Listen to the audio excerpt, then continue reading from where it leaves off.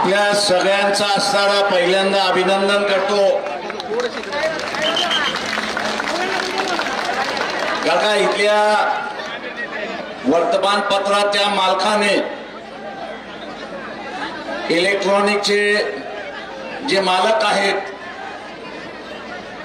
त्या सगळ्याने देशाला घाण ठेवलं आणि त्याच्याच बरोबर देशाचे पंतप्रधान नरेंद्र मोदी हे वेगवेगळ्या देशांच्या प्रमुखांपुढे नाचतात, मुजरा करतात। ही बातमी आपल्यापर्यंत पोहोचवली नाही। या सर्व मालकांना माझं असणारं आव्हान आहे,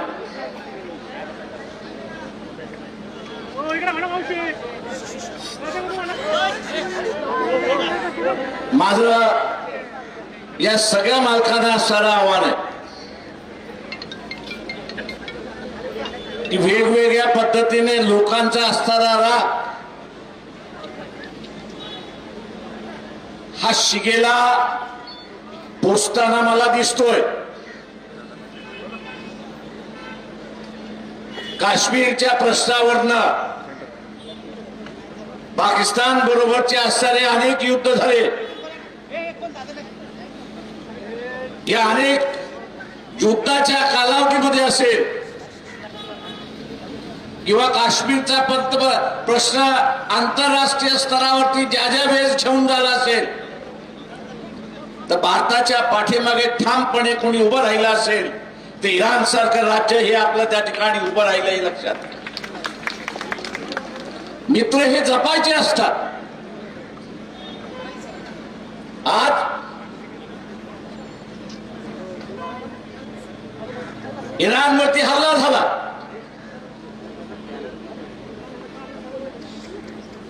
कशावरनं हल्ला झाला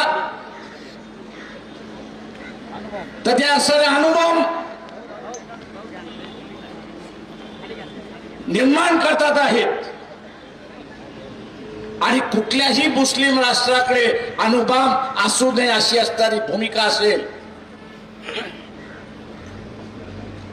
तर मग भारत सरकारने पहिल्यांदा विचारलं पाहिजे की पाकिस्तानकडे अणुबॉम्ब कसं काय तुम्ही येऊ दिला, त्याचा खुलासा। मैत्री जपण्याच्या ऐवजी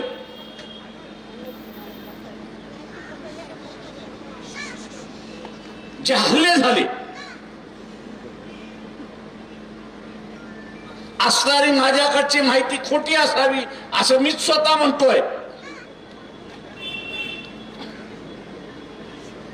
इराणवरती हल्ला होण्याच्या अगोदर एक आठवडा अफगाणिस्तान आणि पाकिस्तानने एकमेकांविरुद्ध हल्ला केला होता हे लक्षात घ्या। अफगाणिस्तानची सुद्धा भूमिका होती की इराणवरती हल्ला होऊ नये, शेजारी राष्ट्र। पाकिस्तान म्हणत होता की तिथे असणारा हल्ला होऊ नये, आम्ही असणाऱ्या इराणच्या मदतीला जाऊ।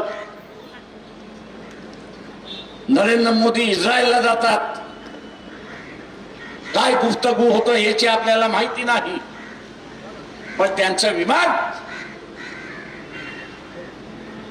भारतामध्ये उतरण्याच्या अगोदर हल्ला होतो अशी असणारी परिस्थिती आहे।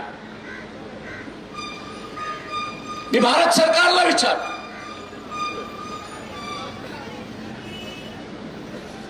की त्या इलाक्यामध्ये भारताचे 2 सेंटर्स आहेत। एक दुर्गम म्हणून असणारं एक सेंटर आहे आणि इराण मधला असणारा चिपर नावाचं असणारं जे पोर्ट आहे ते आहे। या हल्ल्याच्या मध्ये